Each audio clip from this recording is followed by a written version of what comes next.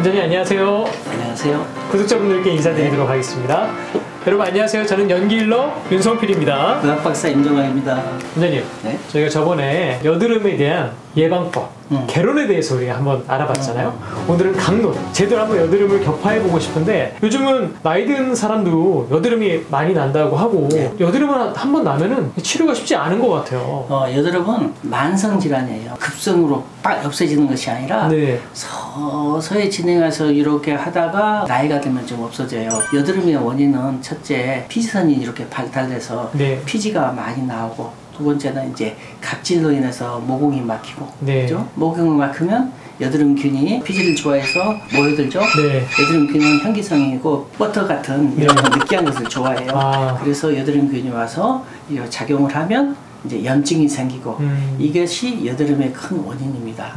여드름이라는 것은 털, 피지선 단위에 생기는 만성 염증 질환이에요. 특히 이제 사춘기 때가 되면 안드로겐 호르몬이 분비가 이렇게 왕성하게 돼요. 안드로겐 호르몬은 피지선을 성숙하게 만들어요. 그래서 피지 분비를 많이 일으킵니다. 피지선이 제일 먼저 성숙되는 것이 이마 부위예요. 그래서 이들이 먼저 이마부터 생깁니다. 사춘기고 혈기 왕성해질 때 피지선이 이제 성장한다고 말씀하셨잖아요. 피지선이 그렇게 발달하는 이유가 뭡니까? 그것은 우리 몸에 털이 있는 데는 다 피지선이 들어있어요. 털이 이렇게 있으면 피지선이 같이 딸려 있어요. 그래서 하나의 모낭을 이루는 단위예요. 그 피지선이 그렇게 활동을 하지 않고 있다가 사춘기 정도 되면 피지선을 활동하게 만드는 호르몬이 많이 나와. 그것이 안드로겐이라는 성호르몬이에요. 그 성호르몬으로 인해서 피지가 많이 나오게 되는 거예요. 피지가 나오면 반드시 나쁜 것은 아니에요. 유수분 밸런스가 좋아져서 여기가 항상 조금 반들반들거리고 좋기는 할 수는 있는데, 지나치면 이제 이것이 여드름균의 밥이 되는 거예요. 아까 말씀드린 대로 첫째가 피지 분비가 이마가 가장 먼저 활성화돼. 그런데 끝난 것도 빨라요. 밑에 이제 볼로 들어오죠. 이사를 가는군요, 볼로. 이제 볼에 갔다가 턱, 입 주변을 가죠. 입 주변이 활성화가 가장 늦어져. 막 태어났을 때도 유아기 여드름이 있어요. 막 태어난 깐난애기들은 여드름이 많이 나요. 그래서 바로 없어져요. 몰랐어요. 유아기 여드름이 있고, 여드름은 소아기 때도 나요. 그 다음에 청소년기 여드름이 있고, 청소년기 여드름이 이제 가장 우리가 고민이죠. 요새는 성인 여드름이 더 골치 아프죠. 왜냐하면 나이 들어서도 생기니까. 그러니까 보통 사춘기 여드름은 20대 중반 정도 되면 들어가게 돼 있는데 30대, 심지어는 50대에 가서도 여드름이 나타나죠. 특히 이제 입 주변하고 턱 주변이 많이 나타납니다. 그것은 이제 입 주변에 이제 구조적인 면도 있어요. 뭐 털도 많이 나고, 뭐 씻을 때 잘 안 씻어지고, 양치질 할 때도 치약 같은 것이 막 묻고, 그래서 외부적인 자극도 있고, 해부학적 원인도 있지만은 가장 많은 것은 스트레스예요. 요새는 여드름 환자가 더 많아졌어요. 기미도 더 심해지고, 왜냐하면 스트레스가 있으면 코르티솔이라는 호르몬을 분비해요. 그러면 또 그게 피지를 분비를 시킵니다. 그래서 또 화장을 하잖아요. 화장을 했을 때 잘 안 지워지고 하면 이제 모공을 막아요, 화장이. 피지도 많이 분비되고, 모공이 막아버리면 피지가 더 이렇게 모이게 되면 여드름균이 더 활성이 되죠. 거기다가 세안 습관, 잘못돼서 불순물 같은 것이 남고, 안 씻고, 자외선 많이 쬐고, 그랬을 때는 반드시 이제 생기게 되죠. 거기다가 이제 음식 습관들 있죠.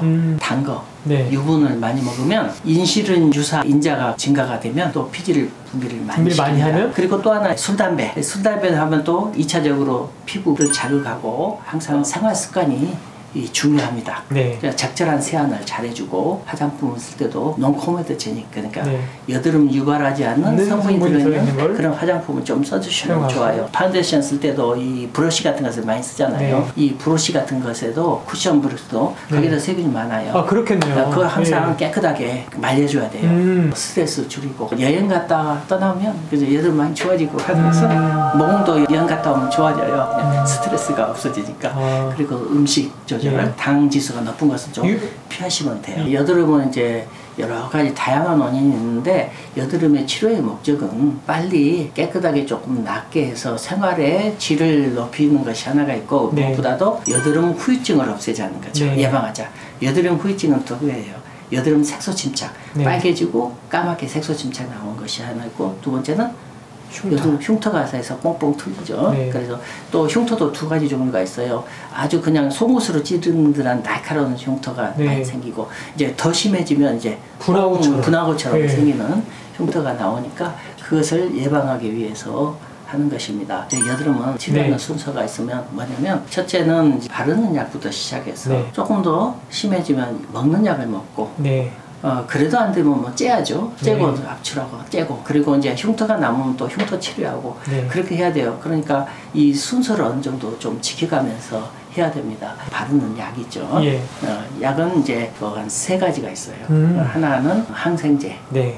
첫째가 크린다마이신 외용액이에요. 크린다마이신은 다양한 제품이 나와 있는데 크레오신 T나 크림티 외용액이나 이런 것들이 있으니까 네. 그 중에서 이렇게 바르시면 돼요. 예. 근데 접살 여름에는 바를 필요 없고 좀 빨간 붉은 여름에 염증이 있으니까 그걸 발라주시면 돼요. 네. 두 번째는 피지 조절제. 네. 디페린 겔이라 해가지고 아다펠린이라는 것이 있고요. 또 하나는 이제 트레티노인 계통으로 스티바에이 이런 것이 있어요. 이것은 모든 여드름에 다 사용을 해요. 가능해. 왜냐하면 피지도 조절하고 각질도 없애고 또 콜라겐도 나오게 하고 네. 여러 가지 가장 장점이 크죠. 이것은 조금 효과가 빨리 나타나지는 않아요. 조금 늦게 나타나고 또 자극성이 있어서 네. 밤에 사용하고 조금 자극이 심하면 조금 묽게 좀 멈췄다가 사용을 하고 네. 그래야 됩니다. 세 번째는 소독제. 5% BPO, 벤조일 퍼옥사이드라는 소독제가 있어서 이것을 바르면 활성산소를 발생해서 여드름균을 그냥 살균시킵니다. 예를 들어서 이제 파티마 겔이나 벤지드로 로션 같은 것이 있는데 지금은 이제 BPO 소독제에다가 항생제 크린다마이신을 믹스해 넣은 그런 제품도 나와요. 드와겔이라는 그런 제품이 나와 있고 또 하나 소독제에다가 피지 조절제 있죠. 네. 디페리겐, 아타팔른이라는 것을 합쳐놓은 것이 있어요. 네. 에피디오겔이라고 있어서 요것들이 가장 이 여드름균을 잡는 데 효과적이에요. 네. 그리고 효과도 빠릅니다. 단지 이제 피부 자극 증세가 나타날 확률이 꽤 높아요. 네. 그렇기 때문에 병원에서 처방을 받아야 돼요. 네. 치료법에 대해서 너무 겁이 나지 말고 스스로 그냥 결정하면 안 돼요. 두 번째는 더 많이 심한 사람, 곰고 막 많이 났잖아요. 네. 그러면 약을 먹어야죠. 첫째, 항생제가 있어요. 네. 미노신이라는 것이 있고 비브라마이신이라고 독시사이클이라는 계통이 있어요. 네. 그것들은 위장장애, 속이 조금 쓰립니다. 치아 같은 데가 조금 색소침대 누렇게 될 수는 있어요. 네. 그렇지만 크게 부작용은 없어서 최소한 한 달 정도는 먹고 더 이상 많이 먹으면 좀 쉬어줘야 돼요. 네. 그래도 그냥 내성이 생길 수가 있으니까 네. 이제 항생제를 먹고 네. 더 심해지면 여드름이 피지 조절제를 또 먹어야 돼요. 피지 조절제도 바르는 게 아니라 먹기까지 먹는 것이 있어요. 가장 대표적인 것이 로아큐탄이라는 것이 있습니다. 뭐요? 효과가 가장 빨라요. 로아큐탄은 이제 피지를 과다 분비하는 거, 그리고 여드름균, 그리고 각화 있죠. 염증 이 4가지를 다 잡아줘요. 가장 효과는 빠른데 약간 부작용이 조금 있어요. 효과가 좋은 만큼 네, 부작용이 좀 있네요. 조금 피지를 말려요. 그게. 그래서 이것을 먹으면 단기적으로는 점막이나 피부가 전체적으로 좀 마릅니다.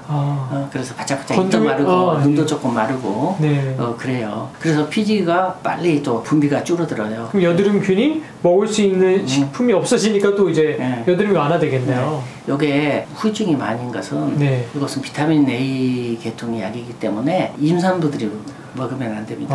어린아이나 가임기 여성들은 조심해야 돼. 이거 먹고 나서는 최소한 한 달, 가능하면 3개월 정도 끊고 임신을 하셔야 돼. 왜냐면 기형아를 낳을 수가 있어요. 아이고. 단기적으로는 건조하다. 네. 장기적으로는 간 수치가 올라가고 네. 또 콜레스테롤이 또 올라갈 수가 있어요. 네. 그래서 태아 기형을 유발할 수가 있어서 정기적으로 좀 간도 검사도 하고 압출은 무조건 짜면 안 돼요. 짤 때도 소독을 잘 하고 잘 뚫어서 통로를 나오게 하는 배출구를 만든 다음에 위생적으로 짜는데 주로 압출기보다는 면봉을 많이 사용을 하죠. 근데 면봉 사용할 때는 이 수평으로 하지 말고 수직으로 해서 피부에 손상이 안 가고 피부 장벽이 무너지지 않게 해야지만 이제 색소 침착이나 여드름 흉터가 안 생깁니다. 그런 다음에도 효과가 없을 때는 피부과 가셔서 치료를 받으시면 돼요. PDT가 있고 레이저도 있고 다양을 합니다만 그런 것을 잘 맞춰서 하시면 돼요. 누누이 말씀드린 대로 혼자서 자기가 의사가 되지 말고 고민하지 말라는 거죠.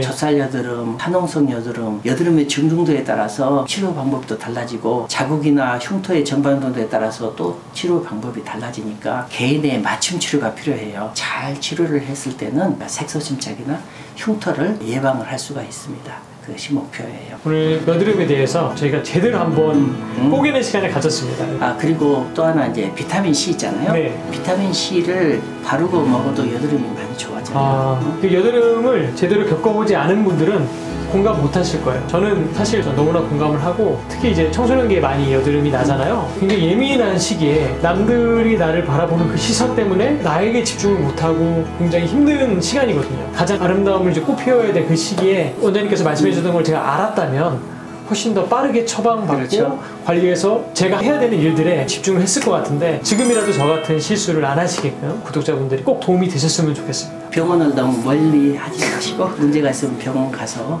상담을 하시면 좋겠습니다. 네, 인사드리도록 네네. 하겠습니다. 네, 오늘도 저는 연기 힐러 윤성필이었고요. 의학 박사 임정학이었습니다. 여러분 또 봬요.